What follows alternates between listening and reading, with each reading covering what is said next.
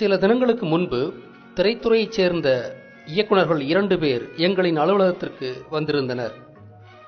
2 பேருமே தமிழ் பற்றாளர்கள்தாம், தமிழுக்காக உழைப்பவர்கள்தாம். இருந்தும் அவர்களில் 25 அகவைக்கு உட்பட்ட ஒரு பெண் இயக்குனர் தமிழ் தமிழ் என்று அளவுக்கு மேலேயே தமிழை புகுத்துவது அருவருப்பை ஏற்படுத்துகிறது என்ற கருத்தை வைத்தார். அதற்கு சான்றாக அவர், கணனிகளில் பொத்தானை அழுத்து என்பதற்கு பதிலாக பட்டனை அழுத்து என்றே சொல்லலாமே, பட்டன் என்பது ஆங்கில சொல்லாக இருப்பினும் அனைவரும் பயன்படுத்தும் சொல்லாகிவிட்டது அல்லவா என்றார். பொத்தான் என்பதனை ஒரு அருவருக்கத்தக்க சொல்லாக அவர் பார்த்தார். தமிழாக்கம் செய்யப்பட்ட பல கலைச்சொற்களை பற்றிய அவரது கருத்தும் இதே வகையில்தான் இருந்தது. அதற்கு நாங்கள், தமிழில் ஆங்கில சொற்களின் பயன்பாடு அதிகமாகிவிட்டது, அதோடு புதிய கலைச்சொற்களும் சூழ்நிலை காரணமாக ஆங்கில சொற்களாகவே உள்ளதால் அவற்றை அப்படியே தமிழில் பயன்படுத்தினால் தமிழ் மொழி அழிந்துவிடும். எனவே ஆங்கில சொற்களுக்கு இணையான தமிழ் சொற்கள் உள்ளபோது தமிழ் சொற்களையே பயன்படுத்துவதுதான் நல்லது. புதிய கலைச்சொற்களுக்கு தமிழாக்கம் செய்யப்பட்ட சொற்களை பயன்படுத்துவதே சிறந்தது என்றோம்.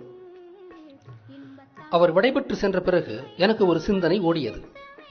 ஆங்கிலத்தில் உள்ள 60% மேற்பட்ட சொற்களின் மூலம் தமிழ்தான் என்று தெளிவாக அறிந்த நான், பட்டன் என்ற சொல் கூட பொத்தான் என்ற தமிழ் சொல்லிலிருந்தே வந்திருக்க வேண்டும் என்று ஊகித்தேன். பொத்தான், பொத்தான், பட்டன் என்று மறிவு இருக்கவே வாய்ப்புள்ளது என்று கருதினேன்.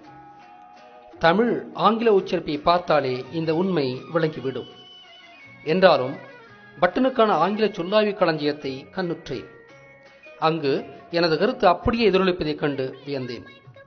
பழைய பிரெஞ்சு மொழியில் பொத்தான் என்று அழைக்கப்பட்டு ஆங்கிலத்தில் பட்டன் என்று மறி வந்துள்ளதாக அதில் குறிப்பிட்டிருந்தார்கள்.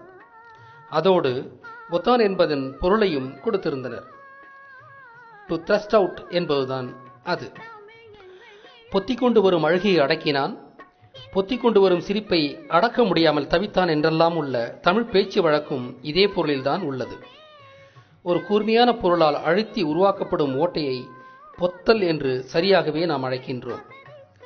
பொத்தல் வழியாக துருத்தி எடுக்கப்படும் பொருள் பொத்தான் என்று சரியாகவே தமிழில் பெயரிடப்பட்டிருக்கிறது.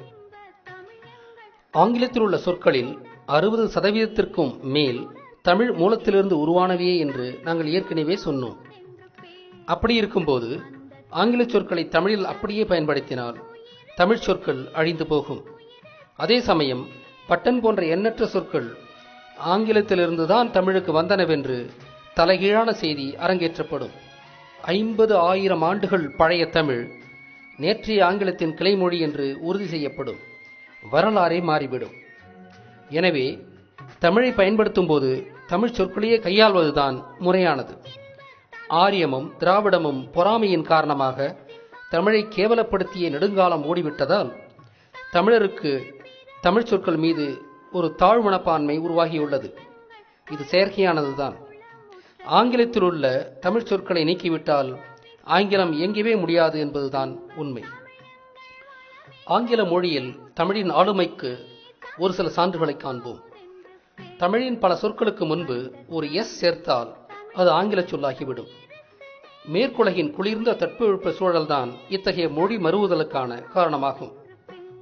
பின்னு, ஸ்பின்னு, ஸ்பின், பஞ்சு, ஸ்பஞ்சு, ஸ்பாஞ்ச், பேச்சு, ஸ்பேச்சு, ஸ்பீச். ஸ்டடி என்ற ஆங்கில சொல் துடி என்ற மூலத்திலிருந்தே உருவானது என்பது ஆங்கில சொல்லாய்வு அகராதியே சொல்லும் விடயம்தான். ஸ்டுடி, ஸ்டடி, ஸ்டடி. ஆனால் துடி என்பது தமிழின் துடி என்ற மூலச்சொல்லே. துடி, ஸ்டுடி, ஸ்டடி. துடி என்ற சொல்லுக்கு to beat, like heart beat, to be eager என்பது போன்ற பொருளே ஆளப்படுகின்றன. அதாவது துடிப்பாகவும் ஆர்வமாகவும் உள்ளவன் செய்வது படிப்பு என்பது அதன் பொருள். ஸ்கல்ப்சர் என்ற ஆங்கில சொல் கெல் என்ற மூலத்திலிருந்தே வந்தது. இதுவும் ஆங்கில சொல்லாய்வு அகராதி சொல்லும் விடயம்தான். கெல், ஸ்கெல், sculpture. கெல், to remove bit by bit. ஆனால் கெல் என்பது தமிழின் கெல்லு என்ற சொல்லே. கெல்லு, ஸ்கெல்லு, ஸ்கெல், ஸ்கல்ப்சர். கெல்லு சிறிது சிறிதாக பீத்திடு. கெல்லு என்பது கல் என்ற வேர்ச்சொல்லிலிருந்து மலர்ந்த சொல்.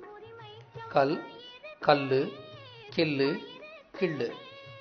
கல், கொல், கில். கல் என்பது ஆதி மனிதனின் ஆயுதம் என்பதால் அதிலிருந்து முளைத்தவைதாம் இந்த சொற்கள். ஏற்கனவே இங்கிலீஷ் என்ற சொல்லே தமிழ் சொல் என்று முனைவர் அரசேந்திரன் நிறுவியுள்ளதை எட்டிமாலஜி ஆஃப் இங்கிலீஷ் என்ற படைப்பின் வழியாக எடுத்துக்காட்டியுள்ளோம். நாங்கள் எடுத்துக்காட்டியவை சிலவே என்றாலும் ஆங்கிலத்தில் உள்ள தமிழ் சொற்கள் மலை போல் உள்ளன.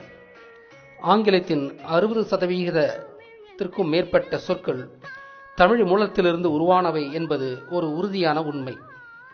எனவே நேற்று முளைத்த ஆங்கிலம்தான் தமிழை சார்ந்துள்ள மொழியே தவிர தமிழ் ஆங்கிலத்தை சார்ந்துள்ள மொழி அல்ல.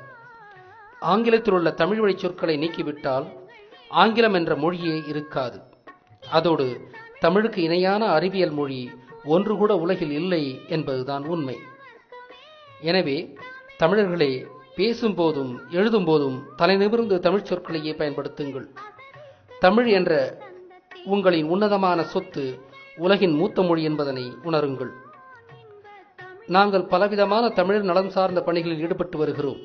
அதனால் சொல்லாய்வு செய்யும் வேகத்திற்கு எங்களால் அவற்றை படமாக்க இயலவில்லை. எங்களது பணிகளை முடுக்கிவிட முயலுகின்றோம். கேட்டமைக்கு நன்றிகள் பல.